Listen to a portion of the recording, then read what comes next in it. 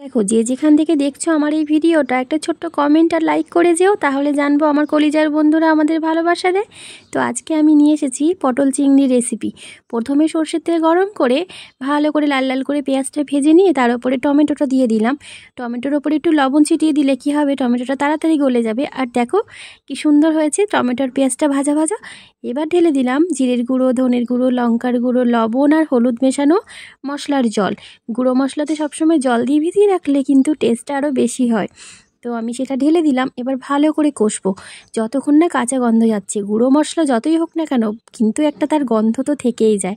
তো দেখো ভালো করে কষার পরে আবার 1 খাবলা চিনি দিয়ে দেব। অনেকে চিনি পছন্দ করো না, তারা দিও না। যারা চিনি পছন্দ করো তারা দেবে। আমার বর আবার একটু মিষ্টি মিষ্টি পছন্দ করে, তাই একটু চিনি দিলাম। আর টমেটো এখনকার গরমের তো, তাই একটু টক টক ভাব আছে, তাই পটল চিংড়িতে টকটা মানাবে না। তাই একটু চিনি দিয়ে দেখো মশলাটা লাল লাল করে কষে নিলাম। এবার আমি আগের থেকে পটল, চিংড়ি, আলু সব কিছু ফ্রাই করে রেখেছিলাম, সেগুলো এই মশলার ওপরে ঢালবো আস্তে আস্তে। তো প্রথমে আমি আলুটা দিয়ে দিলাম। এই যে মশলাটা আমি কষালাম, এর ওপরে যে আলুটা দিয়েছি, এটাতেই কিন্তু আলুটা অলরেডি সিদ্ধ হয়ে যাবে। তো বেশি জল কিন্তু তরকারিতে লাগবে না। জল বেশি দিলে তরকারির স্বাদটাও কিন্তু থাকে না। অল্প জলে ভালো করে ঢাকা দিয়ে যদি গ্যাসটা কমিয়ে দিয়ে করা যায়, তাহলে কিন্তু তরকারির স্বাদটা খুব ভালো হয়। তো এখানে আমি চিংড়ি মাছ ভাজাটাও দিয়ে দেবো। চিংড়ি মাছ ভাজার সময় একটু জলও বেরিয়েছিল, তো সেটাকে ফেলিনি। চিংড়ি মাছের কিন্তু জলটাও কিন্তু হেভি টেস্ট হয়।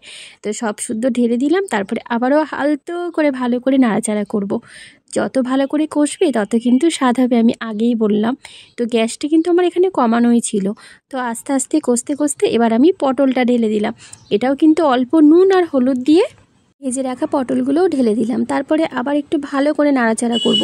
বেশি জোরে নাড়াচাড়া করো না, যা গায়ের যত শক্তি আছে, তাহলে কি হবে বলো তো, পটল আর চিংড়ি মাছ খুঁজে পাওয়া যাবে না, শুধু আলুটাই পড়ে থাকবে। তো যাই হোক, জোকসাপাট। তারপরে আমি নাড়তে ছাড়তে থাকলাম। তরকারিটা কিন্তু ভালোই হয়েছিল খেতে, ঝালটা নুনটা একদম ঠিকঠাক মতন। আর আমার বরের আবার একটু রসিয়ে কষিয়ে তরকারি পাতি না হলে না ঠিক পছন্দ হয় না। অবশ্য খেতে খেতে না আমারও অভ্যাস হয়ে গেছে, তাই একটু কম হলে না আর ভাল লাগে না। তো যাই হোক, এরপরে দেখো কি সুন্দর কষা হয়েছে না, দেখে মনে হচ্ছে না একটা চিংড়ি মাছ তুলে খায়। তো যাই হোক, এত লোভ কিন্তু ভালো না।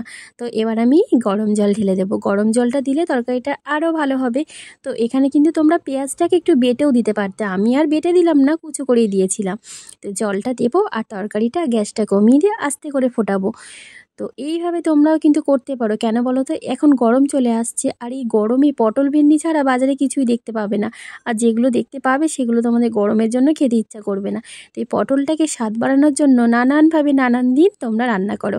তো এখানে আমার তরকারি রেডি হয়ে গেছে। নামানোর আগে কিন্তু একটু ঘি গরম মশলা দিতেই পারতে, যেহেতু চিংড়ি মাছ তাই আমি দিইনি। কেমন হলো সেটা কমেন্ট করে বলো।